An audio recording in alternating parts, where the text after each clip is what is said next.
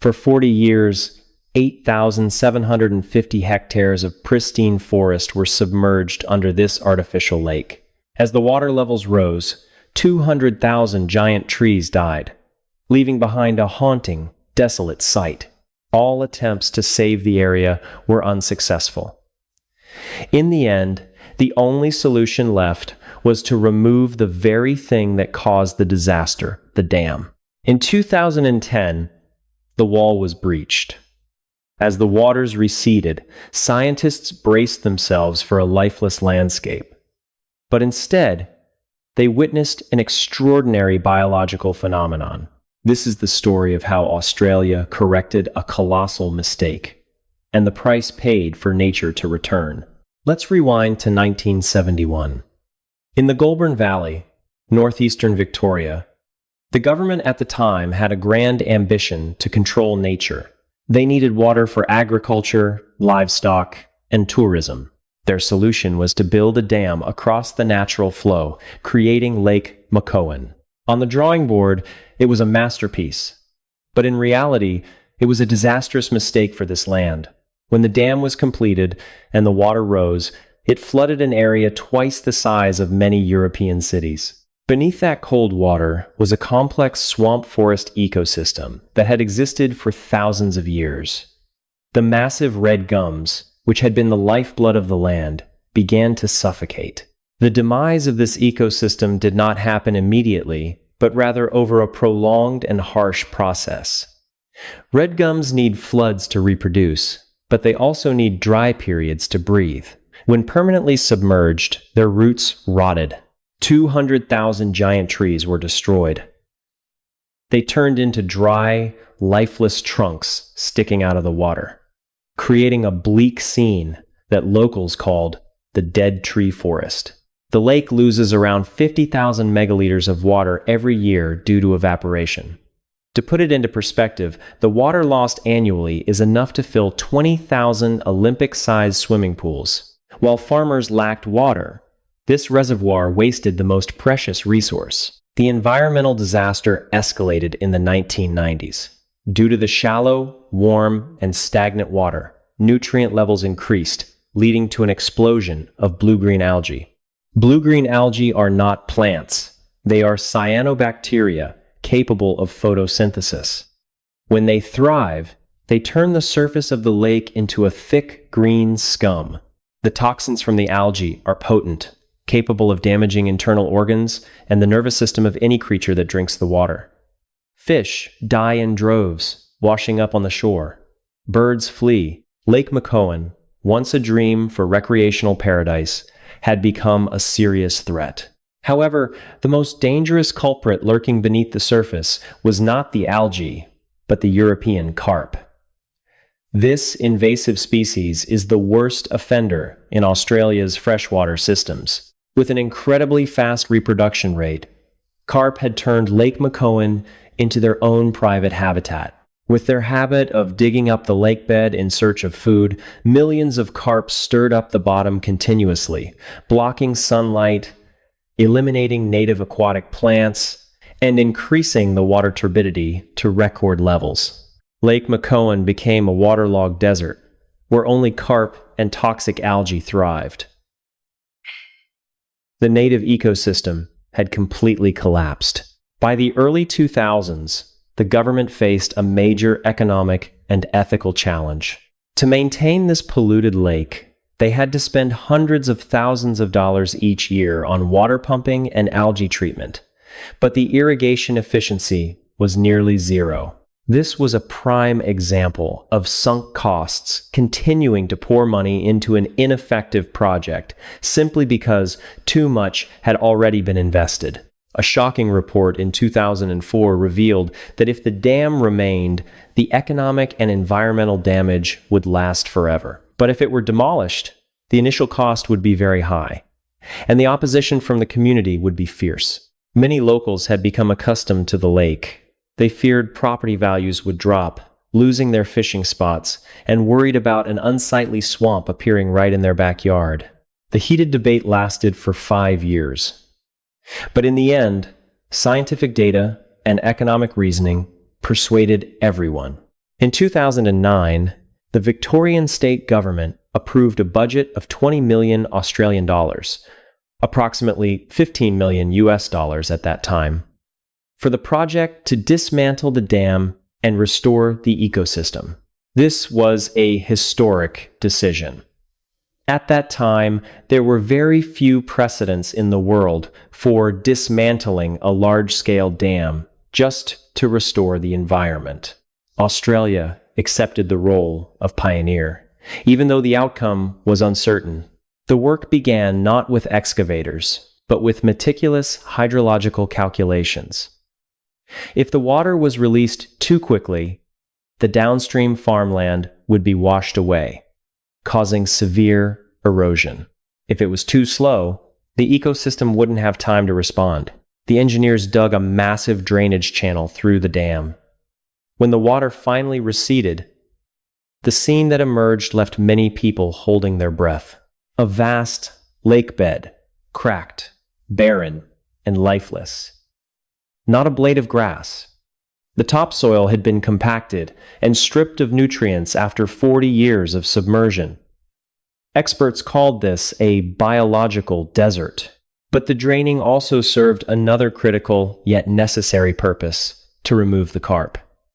As the water receded, tons of invasive carp got trapped and were removed. This was an essential step to make way for native species to return. Without controlling the carp, any efforts to plant trees or release native fish later would be in vain. Amidst the desolation, traces of the past began to emerge. The cooking mounds of the Yorta Yorta people appeared. These invaluable archaeological sites, where ancient people had cooked and lived thousands of years ago, had been buried underwater, but now saw the light of day. Part 6. The campaign of 150,000 green trees and the science of soil. An unprecedented reforestation campaign was launched. The goal to replant 150,000 native trees. But the biggest challenge lay in the soil. After 4 decades of being submerged in water, the soil structure had been completely destroyed. The soil became salinized and compacted, making it impossible for young tree roots to penetrate. Soil scientists had to apply creative methods. They used gypsum to break up the compacted clay structure and precisely targeted the areas where trees had once grown. Their theory was, where a giant tree once stood, the soil still retains its biological properties. They selected the genetic material of the remaining ancient red gums, the mother trees with the best survival capabilities, to propagate. Thousands of volunteers, from primary school children to 80-year-olds, dedicated each weekend to digging the soil. They faced hard soil, invasive weeds, and even destructive animals like rabbits and foxes. A miracle began to happen at the microbial level. As the young tree roots began to penetrate the hard soil, they created pathways for air and water to seep deep into the earth. Fallen leaves created new humus. Mycorrhizal fungi, a vital symbiotic fungus that helps trees absorb nutrients, began to reappear after decades of absence.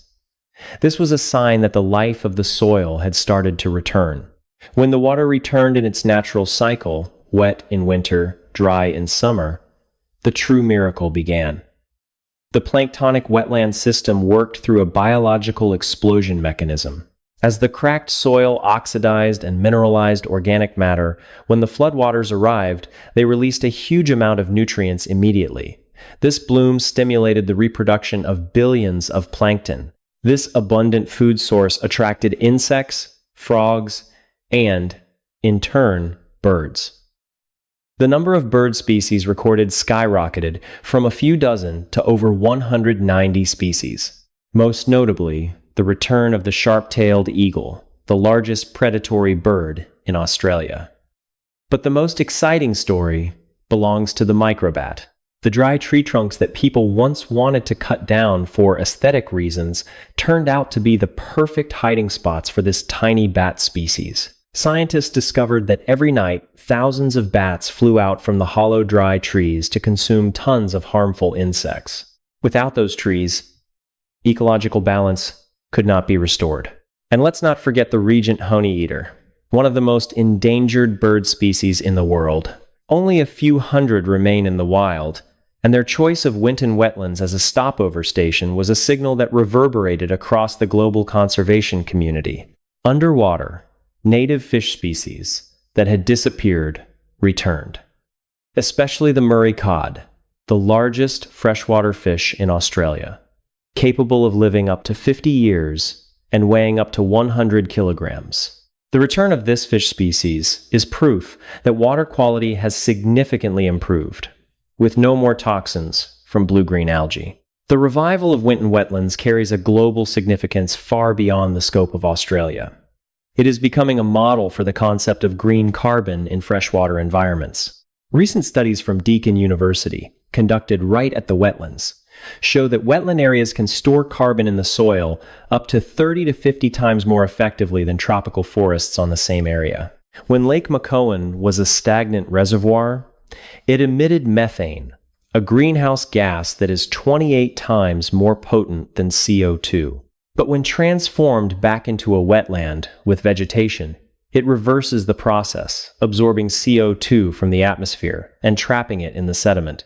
With an area of 8,750 hectares, Winton Wetlands now functions as a massive air filtration system. In the context of climate change, this project proves that natural restoration is not only about protecting animals, but is also a survival strategy for humans.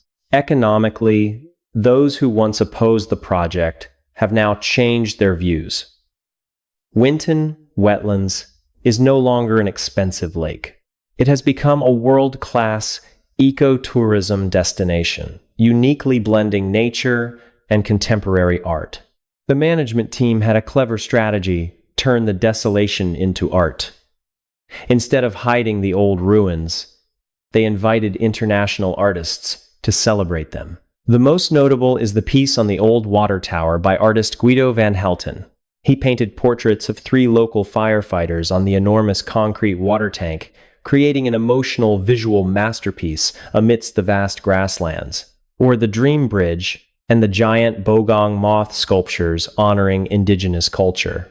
The luxury camping grounds and electric bike tours have attracted an entirely new crowd, young explorers who are eager to discover and willing to spend. An annual science and art festival is also held right on the old lake bed.